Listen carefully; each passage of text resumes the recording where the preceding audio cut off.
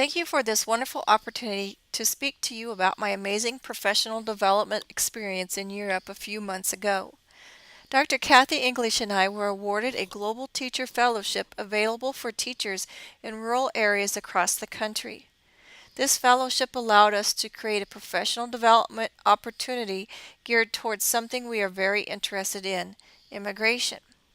Our 21-day trip took us to countries associated with immigration to America. This trip we put together allowed us to focus on our goal of trying to understand why people left Europe to live in America. We titled our fellowship, Meeting the Past in the Present. In my American history classroom, we look at two major immigration patterns. We talk about the old immigration pattern, primarily from the 1830s to 1880s, and then we compare those with the new immigration pattern, which starts in the 1890s and continues to the end of World War I. Our first stop was in Dublin. Most Irish immigration is associated with the potato famine in the late 1840s. This famine memorial is located near Custom House Quay in Dublin, near the site of where the first voyages left, with people forced to emigrate because of the famine. The potato blight continued in Ireland from 1845 to 1849, and millions of Irish people left for Canada, Australia, and the United States. There is a particularly interesting story we learned about on the trip, the story of the Jeanie Johnston. The Jeanie Johnston was a bark-style ship that was built as a basic cargo ship in Canada and then sailed to Liverpool, England to be sold. The Jeanie Johnston and her crew made 16 voyages with immigrants from 1848 to 1858 from Tralee, Ireland to Quebec, Canada, Baltimore, Maryland, and New York City. The average length of the trip was 47 days. On the first voyage, a baby boy, Nicholas, Richard, James, Thomas, William, John, Gabriel, Charles, Michael, Alexander, Trevor, Archibald, Cornelius, Hugh, Arthur, Edward, Johnston, Riley, named after the owner, doctor, captain, and crew of the Jeanie Johnston, was born. The story of the Jeanie Johnston is also made more remarkable by the fact that while on most refugee ships the mortality rate averaged 30%, no passengers or crew members died on board the Jeanie Johnston. We investigated more about the Irish heritage and history in Dublin before we headed south to another town associated with emigration. The countryside between Dublin and Cove was lush and green, dotted with villages, potato farms, and relics of its past.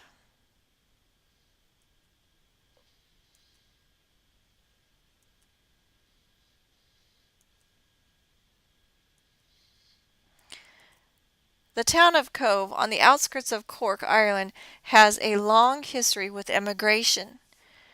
Shipload after shipload of Irish were deposited in North America. These people had survived crowded conditions on the ships, people sick from the sea or from typhus, and shortages of food and water. Conditions improved as the governments passed laws trying to protect the passengers, and ships built for passengers were constructed. Two infamous passenger ships that had a port of call in Cove were the Titanic, which sunk in 1912, and the Lusitania, which was sunk by German submarine in 1915. Liverpool, England, is another town important to the history of emigration. Many Irish immigrants sailed to Liverpool to board ships headed for North America. People from other European countries also traveled to Liverpool to board a passenger ship. Many ships did not have a set schedule, so immigrants might need lodging for days before their ship left. Lodging houses became very common near the docks of Liverpool.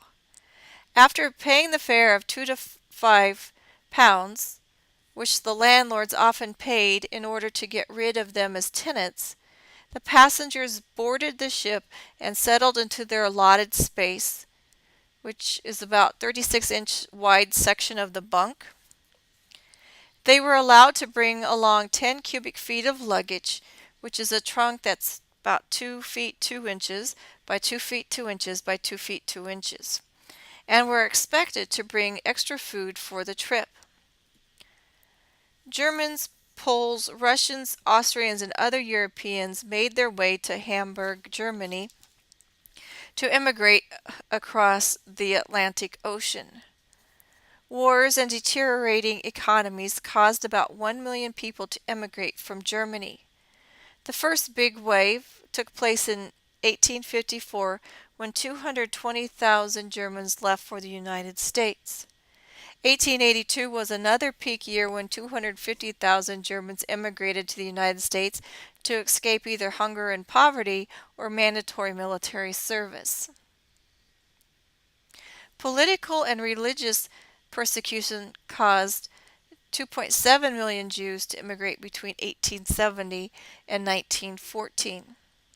Most of these immigrants left from Hamburg after being processed at Ballenstadt, the immigration halls built by the city of Hamburg. Ballenstadt has some really great displays like this one in the first room of the exhibit halls. The trunk, suspended from the ceiling, makes the visitor think about the mental and emotional state of the immigrants with the question, "Dreams we are taking with us."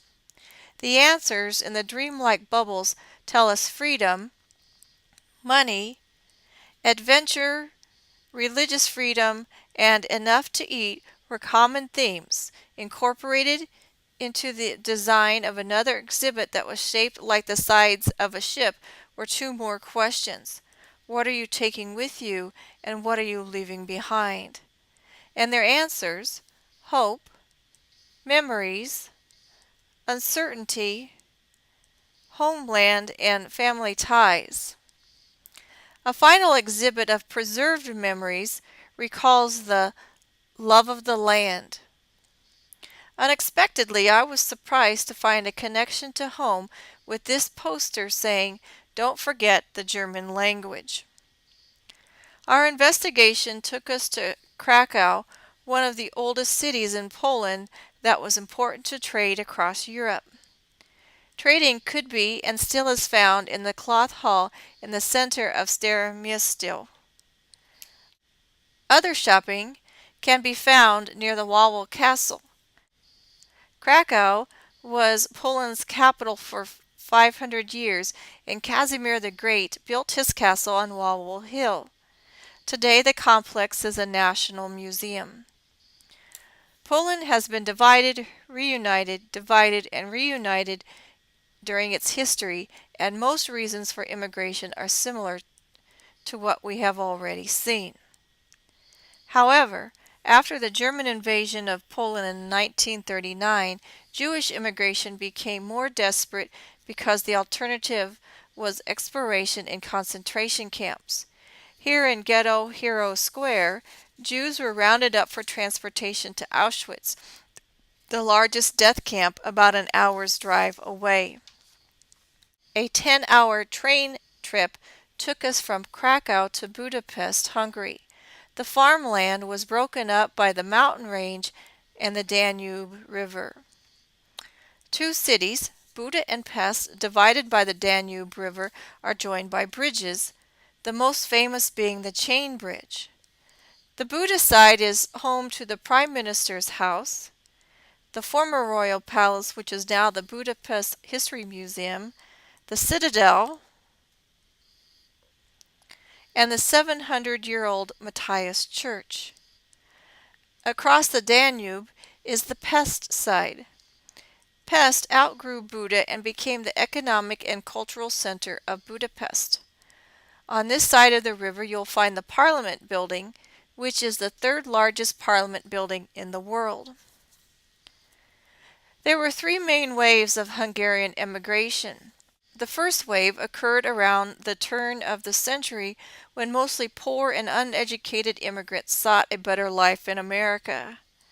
The second wave occurred during World War II and the Holocaust. A significant percentage of these immigrants were Jewish. Not everyone was able to escape the Holocaust, and this mass burial site under the weeping white mulberry trees and the weeping willow Holocaust Memorial, which bears the names of 600,000 Hungarian Jews who died, are reminders of their loss. The third wave happened when the Hungarian Revolution of 1956 failed and 200,000 people fled persecution. Still focused on learning about reasons for immigration, we packed our bags to experience the history and culture of Greece. Most Greeks came to America between 1910 and 1924. One of these immigrants, James Poulos, settled in Aurora and opened a candy store. Some may wonder why anybody would leave a country that has Hadrian's Arch, the Olympic Stadium, Adrian's Library, the Odeum of Herodotus Atticus, the Parthenon, and many, many more ruins. For most Greek immigrants then and now, it was the poor economy that drove them from their home. Today, about 4 million Greeks live in Athens and its suburbs. The economic crisis is plainly evident in this country that currently has 27% unemployment. The shop owners of the little stores that line the streets work hard to attract the tourists. These stores are also interspersed with pawn shops willing to loan money to those selling their family's possessions to pay their bills. And at night, the homeless sleep in the doorways of the closed shops. At the time of our visit, the Greek government was working with the European Union trying to work out a bailout program for its ailing economy. On our last day, the police surrounded this financial building because of a bomb threat. Here in Athens, we saw why even the beauty of the ancient ruins could not keep people from leaving in hopes of a better life. Our trip ended in New York City. Although many immigrants who sailed into the harbor in the 1800s would see only the beginnings of the iconic New York skyline, most of them crowded around windows or on the decks of the passenger ships to catch a glimpse of the Statue of Liberty. After 1892, the passengers in the steerage also made a trip through Ellis Island before crowding into the notorious tenement buildings near Hester and Ludlow Streets in the Lower East Side, with its estimated population density of 2,000 people per city block. 97 Orchard Street, the home of today's Lower East Side Tenement Museum, was used as a tenement building from 1863 to 1935. It predominantly housed German immigrants and then after 1910, Jewish immigrants working in the garment industry. Over the course of its time as an apartment building, about 7,000 people lived in the 3-room, 325 square foot apartments. 6 outhouses serviced the apartments on all 3 floors and the patrons of the saloon that operated out of the basement. The water spigot, the only source of water for the tenants, was located near the outhouses until running water was installed in the apartments around 1895. Immigration and poverty continue to be a big part of New York's and our nation's concerns. As you saw, my fellowship experience introduced me to the history and culture of several countries where people immigrated from. My family's history and the family histories of my students are in there somewhere. This experience has given me a better understanding of the immigrant experience, and I can't wait to launch a further investigation with my students. More information and more pictures can be found on my website, ahs109.weebly.com.